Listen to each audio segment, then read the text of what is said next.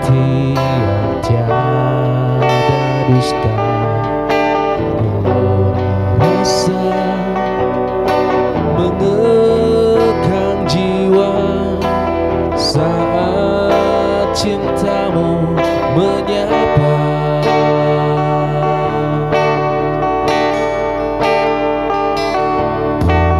Pernah aku coba sembunyikan rasa,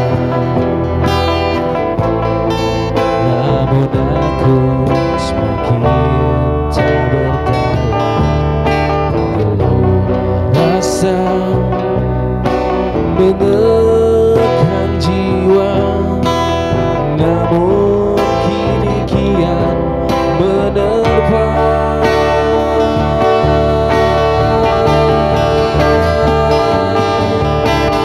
Kau yang telah membuatku gila, ku jadi tertutup mata,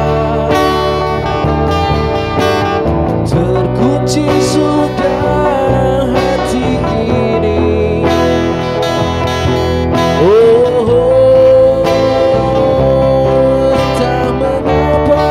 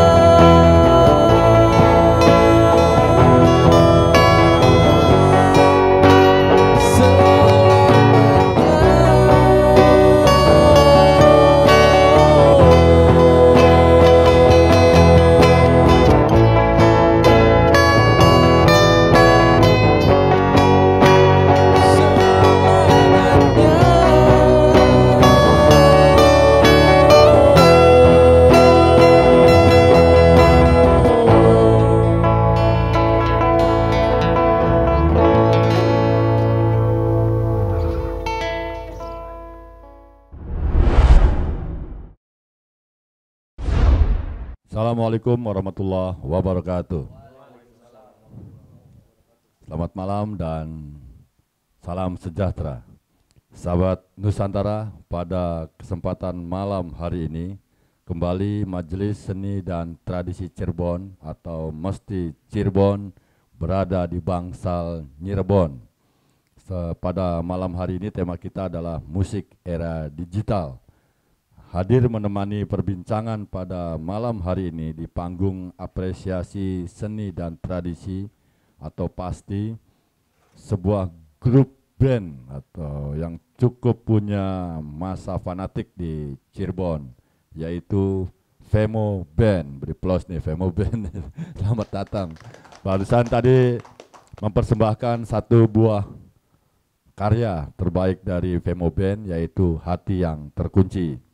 Menemani Femo Band hadir juga sahabat saya, ini seniman sebetulnya, cuman mau teman kreatif bilangnya jangan seniman, tapi musik director radio atau salah satu tim kreatif senangnya nyebutnya songwriter. Waduh, songwriter. Pas ngomong songwriter ada yang gabruk nih. Yaitu Bang Martin. Selamat malam Bang Martin. Sehat selalu ya Bang Martin. Wah, ini udah lama nih jarang pulang kampung halaman nih Pak Martin nih, keliling-keliling Nusantara terus. Ya. Sebelum ke Bang Martin, saya ke Mas Adi dulu. Saya sebenarnya kenal semua nih nama-nama teman-teman. Mas Adi bisa kenalkan siapa saja nih teman-teman. Oke, selamat malam semuanya. Kami dari Vemo Band ya. Dengan format musiknya, genrenya itu pop rock. Pop rock gitu. Didirikan dari tahun 2010 ya. Sudah cukup lama sih. Oke, saya perkenalkan satu persatu. Ini dari sebelah saya kanan dulu nih. Namanya siapa? Risna. Risna ya. Namanya Risna. Yang main gitar nih Mas Risna nih. Terus Risna pada gitar rhythm, dan ini Alan drum. ya. Dan Doli yang paling acung dikit. Nah, itu itu. Doli bass, dan satunya Yusuf. Nah, Ini Mas Doli, nama aslinya Bang Doli. Fudoli. Oh, Bukan. saya kira Fudoli. udah tutup ya. Udah tutup ya. Mas, ya sejarah perjalanan kreatif dari Vemo Band. Sejarahnya kita sebenarnya berawal dari band-band yang berbeda ya. Jadi ini akhirnya kita kolektif lah, ibaratnya ketemu akhirnya ngejam bareng, sering ngejam bareng akhirnya gimana kalau kita bikin lagu gitu.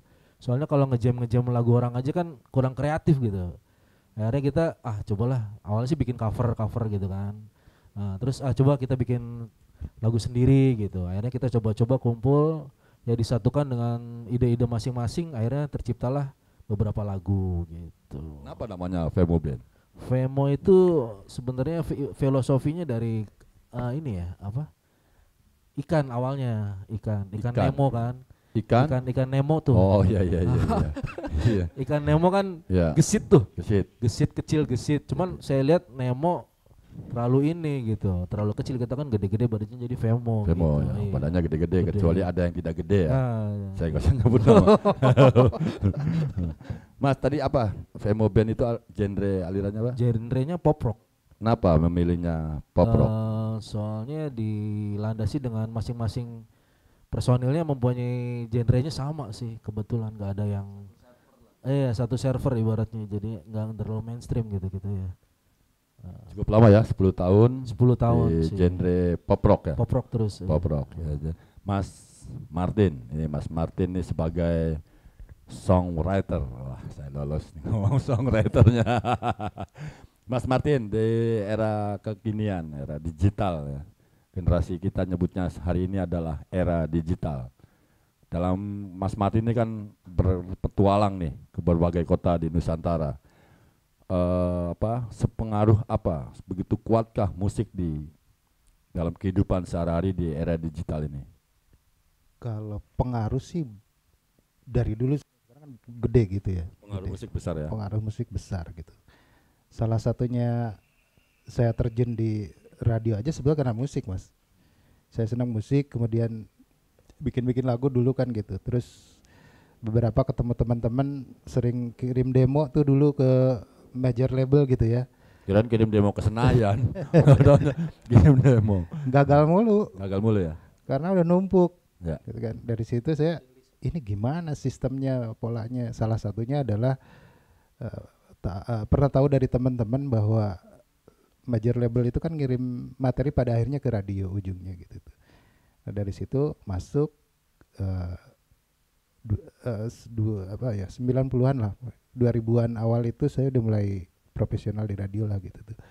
Kemudian loncat akhirnya jadi musik director. Disitulah saya mengenal gitu tuh. Nah ternyata setelah sistemnya sedikit paham begitu ya, akhirnya menggeluti gitu tuh. Cuman yang sekarang era digital berubah juga ternyata gitu tuh.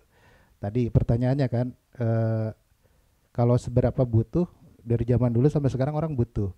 Cuma mungkin polanya berubah gitu tuh. Polanya berubah. Nanti mungkin ya kita akan ceritakan gitu tuh.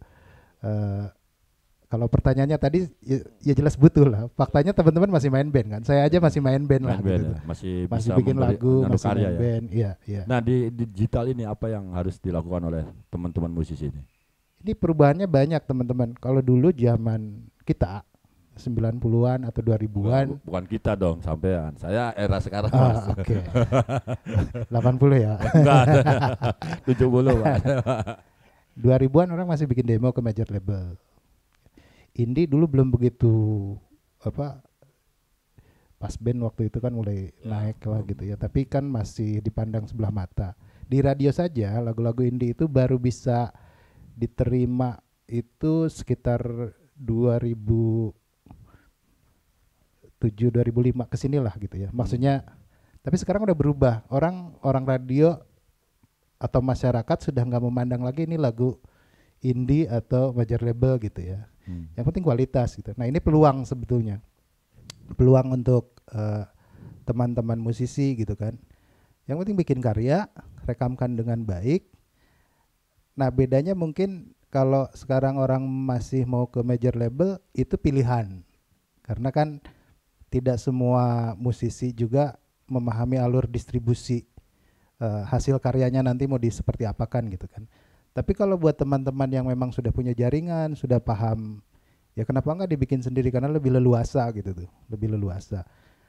Perubahannya adalah kalau dulu kita mempersiapkan album, salah satunya nih ya, album, orang bikin album gitu tuh, baru setelah itu dirilis satu-satu. Sekarang era digital, bahasa sederhananya teman-teman punya satu lagu karya sendiri udah lempar selesai kok gitu tuh.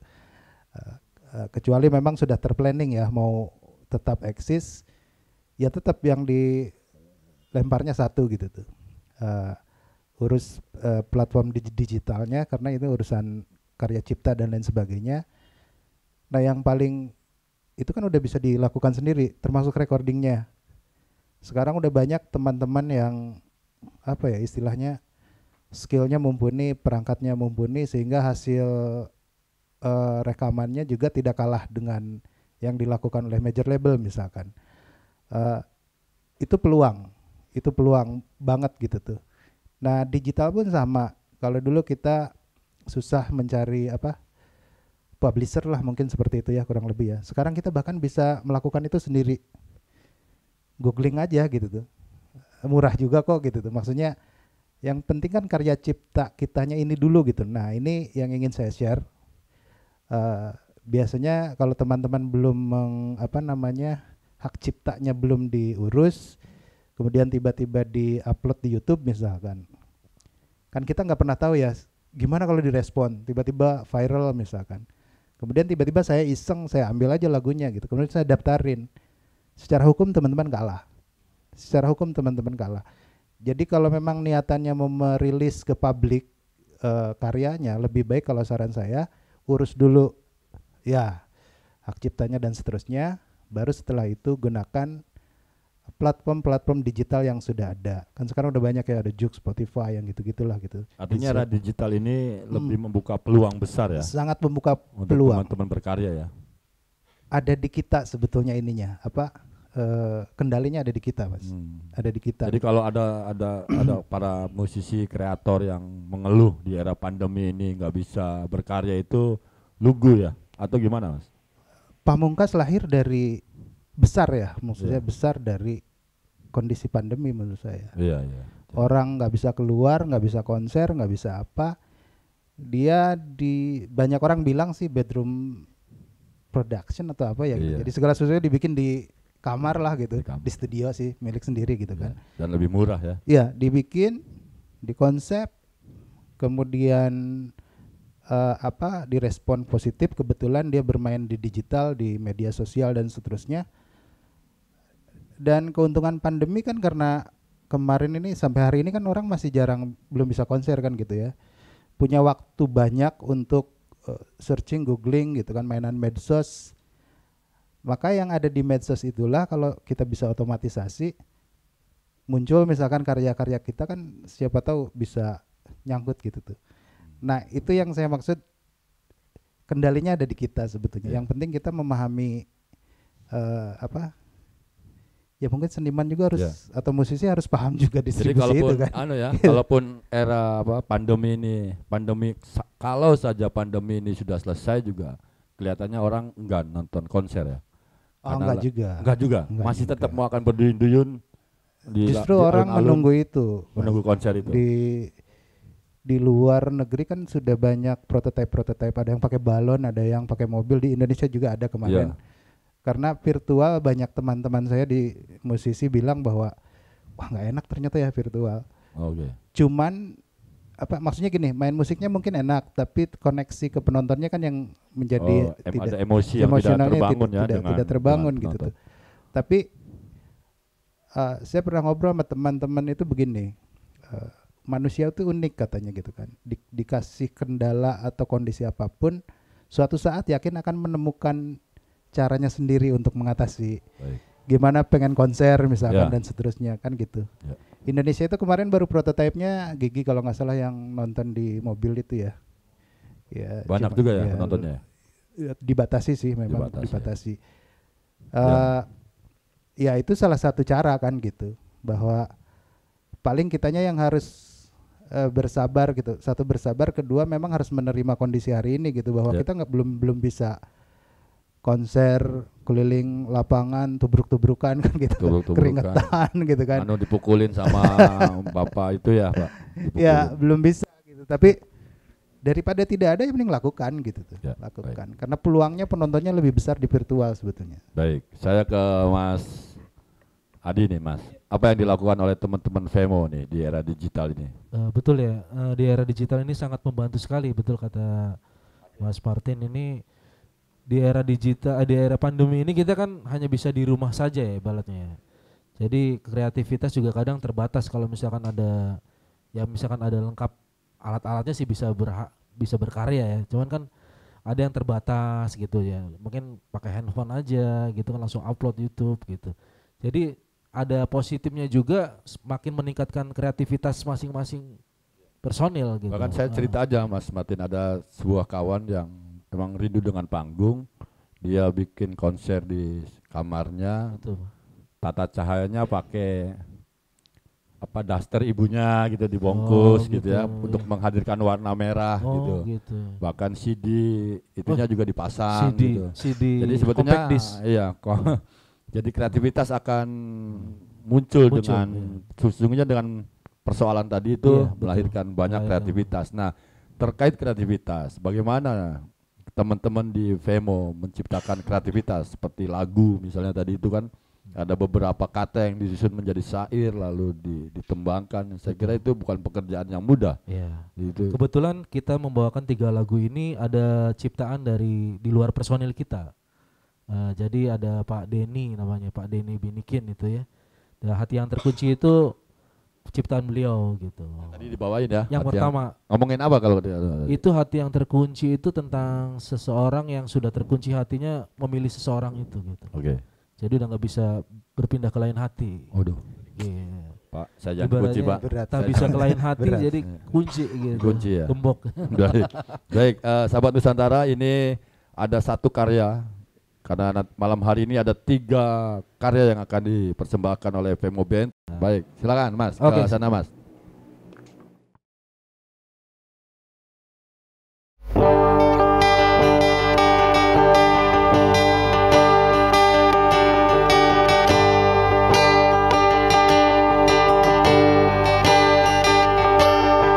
Cintaku yang membuatku gundah, takut akan kehilanganmu. Sayangku yang membuatku gelisah, takut kau berpaling dariku. Ku cemburu saat engkau bersama dia. Oh, oh. Ku cemburu saat kau sebut namanya.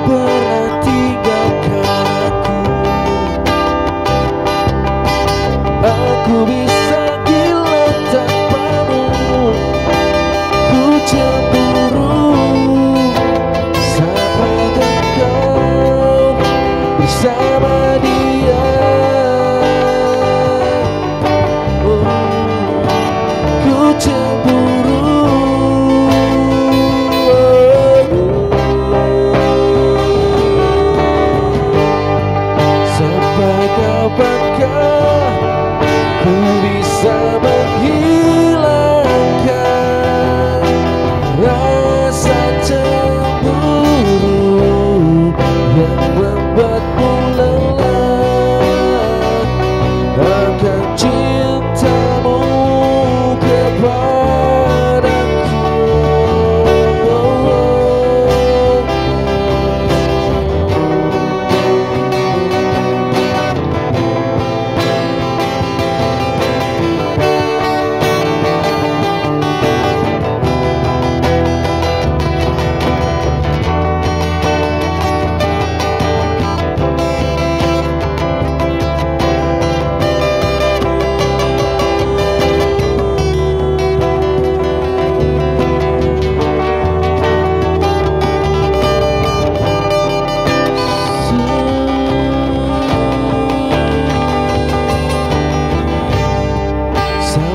Kapankah ku bisa menghilangkan rasa cemburu yang membuatmu lelah akan cintamu kepadaku.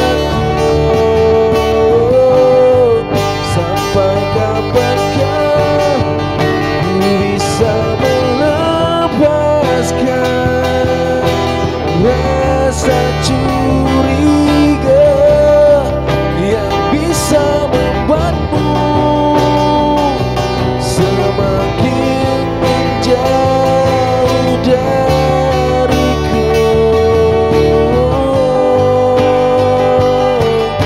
Sampai kapankah kau membuatku cemburu?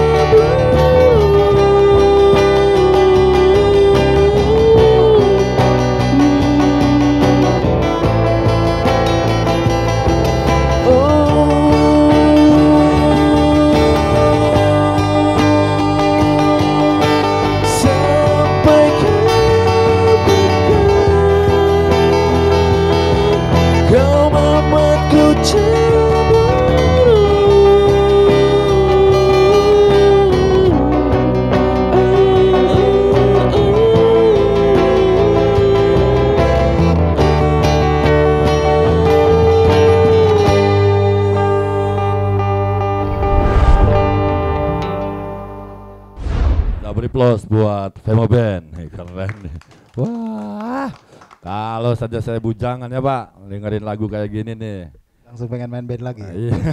Enggak, saya senangnya jadi penonton yang suka nimpukin kalau pemainnya jelek gitu Pak. Turun. Penonton yang kurang. Nah itu dulu Mas, sekarang mah saya lebih suka nontonnya di rumah Pak, gitu, menghindari pukulan dari yang suka bawa pentungan gitu. Pak Martin, tadi ini sebentar, ini lagi tadi judulnya Hati yang Terkunci. Hati yang terkunci ya. Iya betul, hati yang terkunci tadi. Pak Martin, di era digital ini, industri musik atau peran daripada media sosial ini seperti apa Pak? Iya. Dulu saya pernah, sebelum era media sosial rame ya. Kalau Bung Karno kan dulu bilang, kasih saya 10 pemuda akan saya guncang dunia gitu. Ternyata era internet, era googling gitu ya, itu merubah menurut saya gitu kan. Kita bisa mengguncang dunia hanya di balik meja, pakai laptop gitu kan. Pantang. Ya, karena terkoneksi ide-ide kita bisa kita curahkan, karya-karya kita bisa kita curahkan di situ. Link jaringan. Kalau dulu kita hanya kenal mungkin orang teman kita di Parujakan atau di cuman segitu-gitunya Bandung, mungkin cuman sekitarnya gitu. Tapi sekarang kita bisa kemana-mana tanpa harus ketemu kan gitu. Itu perannya. Nah itu saya revisi lagi gitu. Sekarang era media sosial, era handphone, kita bisa mengguncang dunia hanya dengan jempol kita. Bagaimana Rich Brian misalkan, artis kita yang nggak begitu dikenal waktu itu, kemudian tiba-tiba jadi mendunia gitu tuh. Hanya karena mainan medsos salah satunya gitu tuh. Kadang kita nggak berubah Pak, terutama angkatan-angkatan jadul kayak kita lah gitu. Kayak saya, Bapak angkatan baru. Saya enggak. Saya ikut Jadul banget saya tuh. Saya di radio belajar, saya nggak butuh IG, tapi saya pakai. Saya nggak mainan TikTok, tapi saya pelajari main TikTok gitu tuh. Kan kadang orang belum apa-apa udah apaan sih lo mainan TikTok gitu loh. Lo sama kayak pisau kan, mau kita pakai untuk apa? TikTok banyak digunakan hari ini. Saya tidak mempromosikan TikTok ya. Maksudnya platform-platform media sosial seperti itu sudah disediakan dan itu mudah menjaring banyak orang. Tinggal kita mau nyimpen apa di situ. Ada beberapa lagu yang bahkan lebih terkenal di TikToknya itu ya, dikoploin, diapain. Kita bahkan nggak tahu ini lagu siapa, tapi akhirnya searching gitu tuh. Oh ternyata ini tuh lagu si A gitu tuh. Nah maksud saya tadi pertanyaannya seberapa penting banget teman-teman. Mindset yang harus kita rubah. Bahasanya kalau hari ini, zaman hari ini kita udah sulit untuk ngajak orang datang ke tongkrongan kita. Misalkan kita seneng itu Pak, futsal. Kan orang lain yang nggak suka belum tentu kita paksa-paksa. Main ludo misalnya. Main ludo, iya. Gitu kan. Atau main COC, Mobile Legend misalkan. Oh COC. Kalau yang seneng langsung tak gitu kan. Iya. Atau belanja online misalkan kan. Tapi ya sekarang maksudnya kalau kita sudah ingin mempublish, merilis karya kita ke masyarakat lebih luas, pahami apa yang sedang digemari oleh masyarakat. Bahasa sederhananya begini, kalau mereka senang main TikTok ya sudah kita hadir di TikTok gitu kan. Kalau memang mereka senang main Instagram, main YouTube misalkan kayak sekarang di Mesti, ini luar biasa nih Mesti karena dulu kan untuk bisa wawancara begini harus ke TV-TV nasional atau lokal yang sangat sulit juga karena kurasinya luar biasa kan gitu, banyak juga. Nah dengan adanya teman-teman YouTuber termasuk Mesti, saya pikir ini ruang untuk kita bisa menjangkau audiens yang kita tuju pada akhirnya gitu tuh. Jadi main TikTok, main apa gitu tuh digunakan gitu tuh. Mas Adi, ini kalau lagu Femo Band, Femo ini di era digital ini kan kreativitas masyarakat luar biasa ya, Mas. Betul. Bahkan dulu di setiap RT itu pojok-pojok tuh teman-teman bikin recording. Betul. Sekarang nyaris dilakukan di HP masing-masing bisa. Betul, bisa. Kalau saja lagu Femo Band atau tadi yang Hati yang Terkunci, tiba-tiba sama penggemarnya diganti musiknya, pakai koplo misalnya, gitu. atau diganti keroncong, diganti itu untuk kesenangannya dia, marah nggak? Ya sebenarnya untuk Hati yang Terkunci ini kan kembali lagi kepada penciptanya ya. Kebetulan Femonya aja, teman-teman ya misalnya lihat lagunya tiba-tiba dikasih gendang J-pop. Nah sebenarnya gitu. kalau untuk bisa meningkatkan ibaratnya promosi ya, dengan begitu kan kita bisa lihat wah jadi TikTok jadi koplo gitu kan, jadi naik ya kenapa enggak gitu, nggak masalah sih. Nggak masalah ya. Nggak masalah. Mesti dipakai ember musiknya betul. untuk nanti kan bangunin ujung-ujungnya sahur, gitu. Ini lagunya siapa sih? Gitu. Akan nyari. Kembali Ya. ke muaranya kembali. Nah lagunya siapa nih? Oh lagunya Femo ciptaan ini gitu. Jadi maksudnya jangan takut image-nya jadi rusak. Betul gitu. betul. Justru yang begitu kadang, seperti lagu-lagu yang Jawa itu kan naik ya, lebih naik ibaratnya dibandingin. Iya. Atau lagu Cemburu tadi itu tiba-tiba diambil sama orang, mesti izin mungkin ya, izin terus izin. Untuk di medsos. Oh gitu. Adegan berantem suami istri misalnya kayak gitu cemburu, kan, ya. Cemburu misalnya gitu, nggak apa-apa ya, kan? Nggak apa-apa ya, nggak apa-apa asal viral.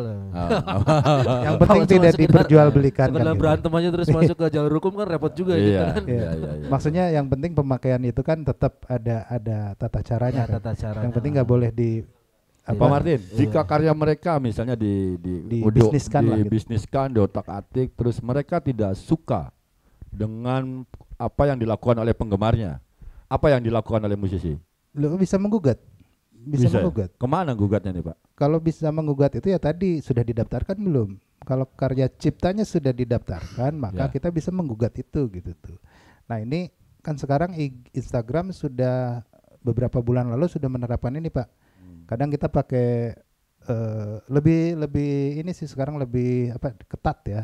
Enggak, ini gugatannya kemana? Gugatannya. Kalau misalnya mereka menggugatnya kemana? Salurannya itu biasanya. Yang jelas sih ke lembaga pemerintahan yang berurusan dengan karya cipta tadi itu. Masih Bisa- percaya bisa. tak sama lembaga yang tadi disebutin? Tetap sih kita percaya pemerintah ya. Percaya ya? Tetap Ya, lah. syukurlah. Kalau saya melihatnya begini Pak, ini persoalan administratif. Saya punya sertifikat tanah, administratifnya jelas gitu kan. Ketika kemudian ada orang yang punya sertifikat yang sama Iya. kan itu tinggal secara hukum tinggal Cek dicek lah. Ya, DPR seperti Konon, gitu. konon ini sih Iya. konon Pak, katanya Iya. kalau ada amplopnya lebih tebel, yang menang yang itu Pak biasanya. Iya, saya katanya. bisa ke lebih atas Pak. Iya. Kalau Allah hukum ya? di Indonesia misalkan, Iya iya. Bisa. ya kan? Bukan, kan ada hukum yang lebih atas. Apa itu Pak?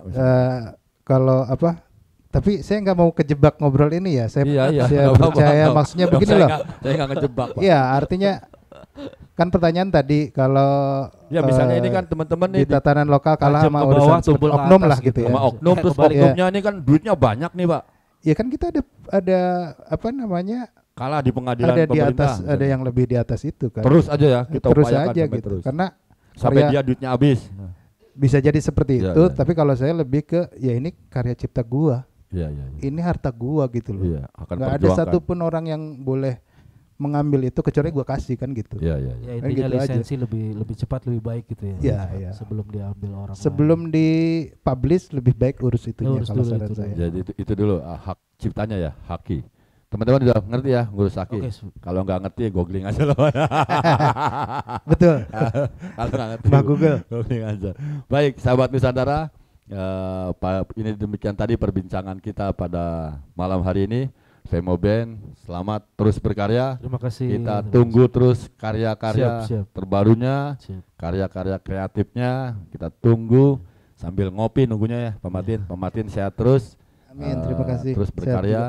Sahabat Nusantara, hanya dengan kecintaanlah seni dan tradisi dapat mengukuhkan kedaulatan kita. Billahi taufik wal hidayah. Assalamualaikum warahmatullahi wabarakatuh. Waalaikumsalam warahmatullahi wabarakatuh.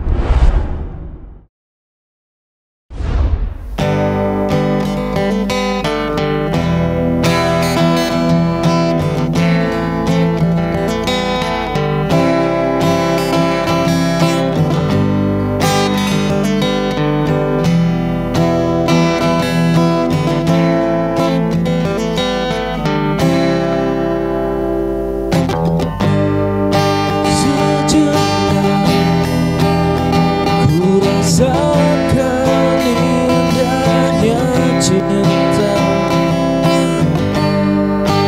di dalam hati yang